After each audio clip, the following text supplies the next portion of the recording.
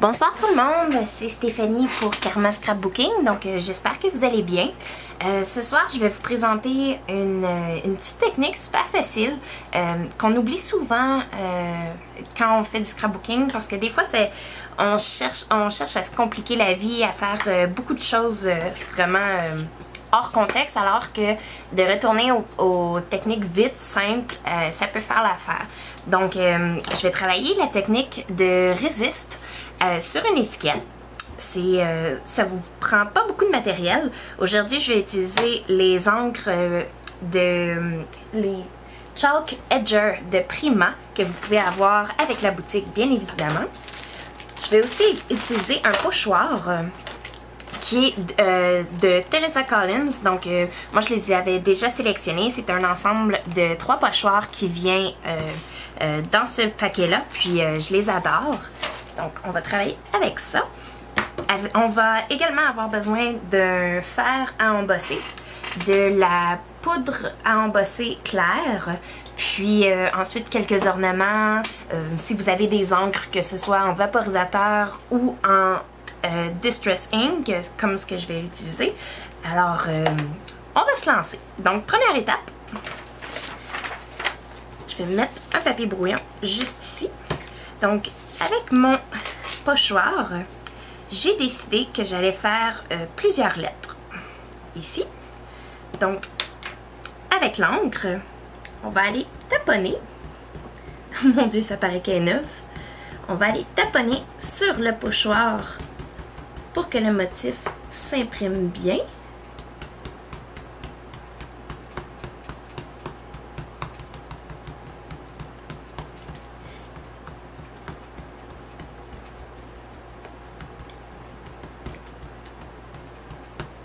Et voilà. Donc, on retire le pochoir. Et déjà, on peut voir le motif qui est étampé. On va aller mettre de la poudre claire, de la poudre embossée claire un petit peu partout. Et voilà. On va saupoudrer l'excédent sur la feuille brouillon. On va mettre ça de côté. En attendant, on va récupérer la poudre. Et voilà. Cette poudre-ci, c'est une poudre embossée claire de Ranger. Et je rappelle, les encres Chalk Edger même que cette ligne-ci, c'est les Resist Chalk Edger blanches de Prima. Donc, on va aller faire chauffer notre motif.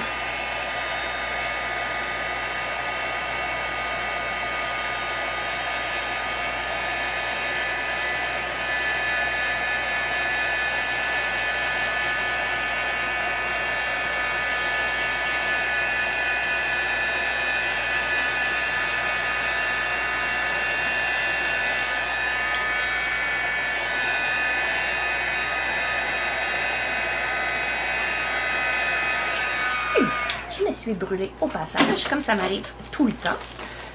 Je suis certaine que je ne suis pas la seule. Et ensuite, si vous me permettez, je vais sortir... Ah! Ça semblait bien aussi. Donc, ma craft sheet, que j'aime bien utiliser lorsque je prends les encres qui vont sinon tacher mon tapis. Alors, on va sortir les encres. Moi, j'ai les encres Distress avec les tampons encreurs. J'ai la version rectangle, mais vous pouvez aussi utiliser la version super cute des petits formats carrés et des tampons encreurs ronds. Toujours disponible à la boutique de Karma. Donc, on va y aller avec Vintage Photo. Un petit peu de old paper également.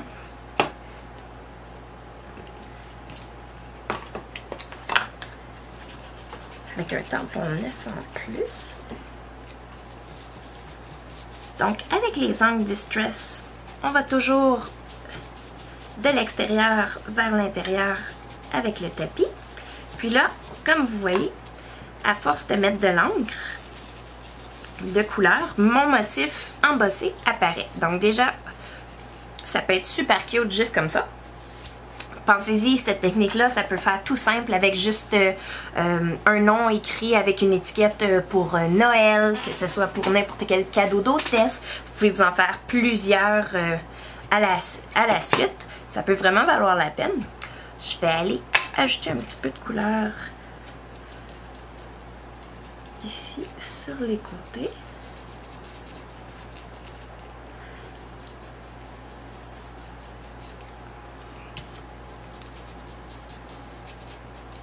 Comme ça, avec cette couleur-ci, c'était Black Suit de Distress Ink. Et pourquoi pas, on va ajouter un petit peu de Walnut Stain.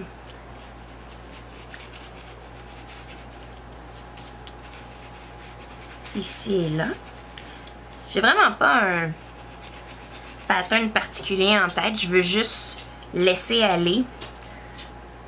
Puis, ce qui est le fun avec les encres Distress, entre autres, c'est que on sait que ça va toujours bien se mélanger. Un petit peu de Vintage Photo ici et là. Ah, je trouve que ça sent vraiment bien. Un petit truc également, si vous ne le saviez pas, toutes les encres Distress, pour bien aider le tampon encreur, on les range à la verticale, donc comme ça. Je vais reprendre un petit peu de Black Suit pour venir aider mes contours.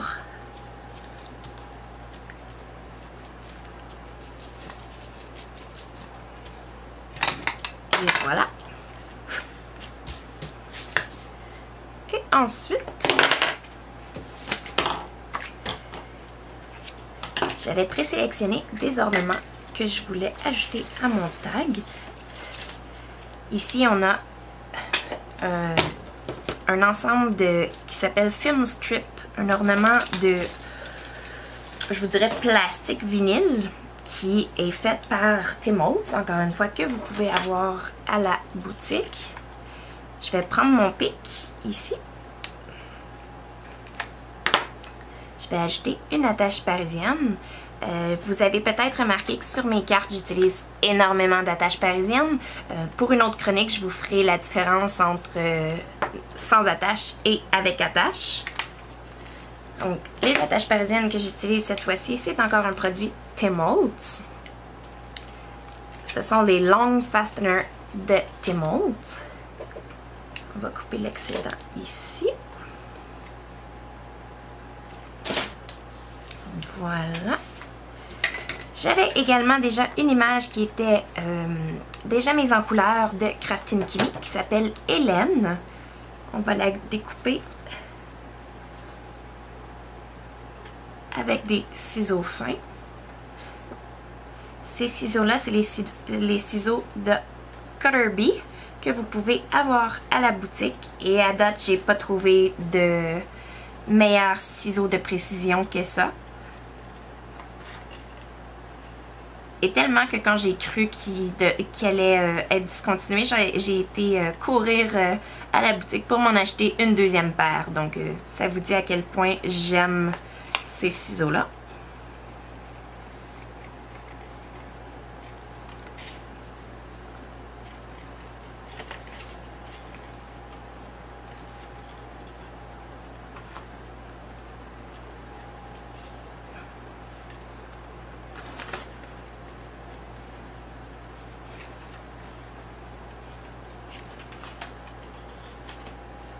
En cours de route, j'ai décidé de laisser un petit contour blanc autour de mon image. C'est pas très grave.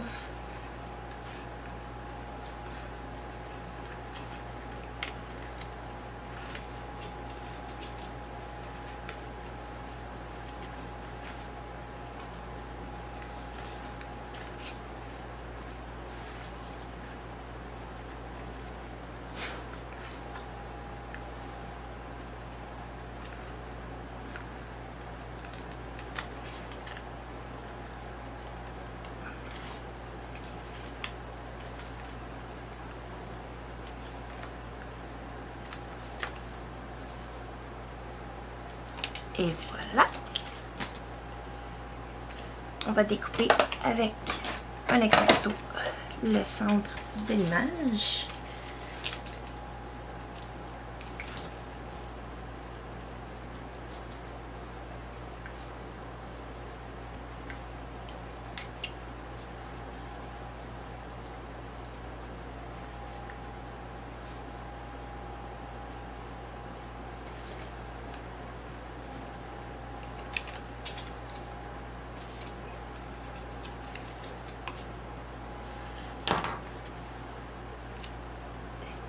Finalement, j'ai décidé que je vais faire le contour noir de toute mon image. Parce que sinon, je trouve que on ne voit plus assez le blanc du stencil à l'arrière. Alors que c'est vraiment ça que je veux qu'il ressorte.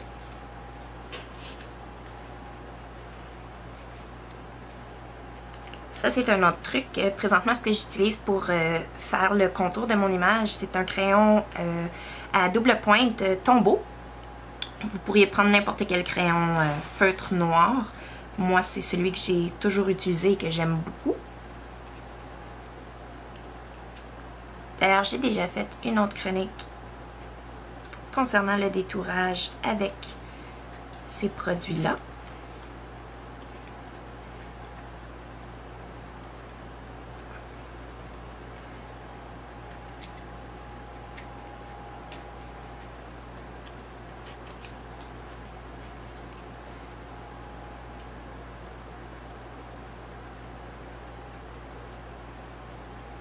Et voici.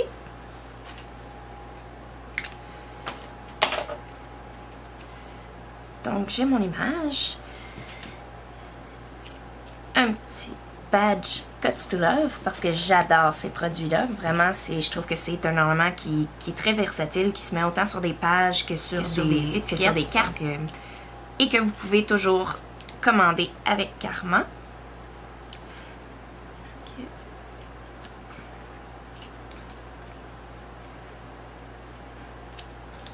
Peut-être comme ça. Ouais. Donc, on va y aller avec des adhésifs 3D. Ceci, ce sont des ornements, des cartons, je veux dire, craft de Maya Road que j'aime beaucoup parce que ça ne coûte pas cher comme ornement. Puis, il y en a beaucoup dans le paquet. Donc, c'est pas rare que je les utilise un peu sur toutes mes créations.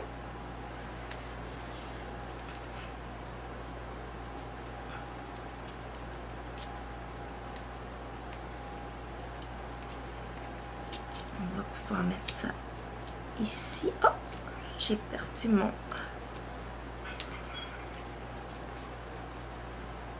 Ça. Je vais mettre également ma silhouette d'Hélène qui est devant la tour Big Ben à Londres avec un ornement 3D. Donc, la mousse 3D. Toujours très utile à avoir.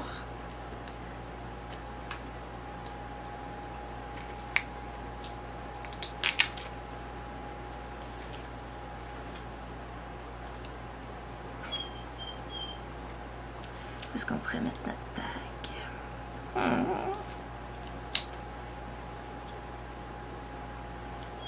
Oui, je pense que j'aime bien comme ça.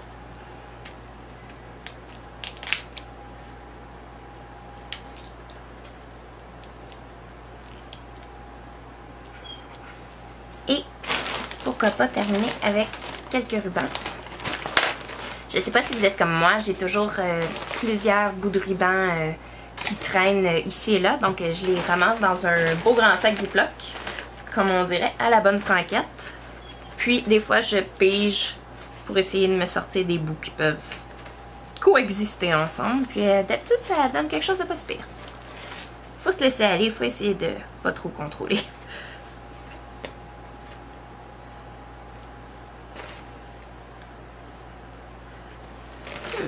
Et si je pouvais trouver... Ah, ouais. Ici, un petit peu de noir. Et voilà.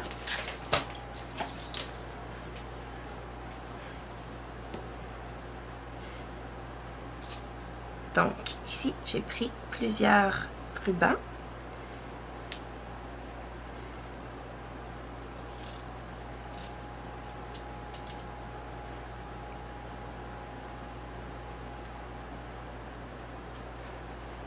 Que je taille de façon assez aléatoire, c'est juste pour dire.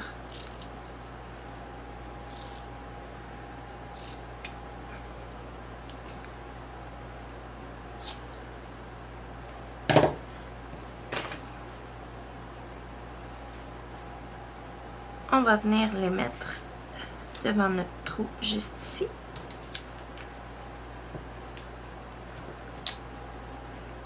ma mousse qui décolle. Et avec une agrafeuse, je vais brocher une fois, brocher 2 fois.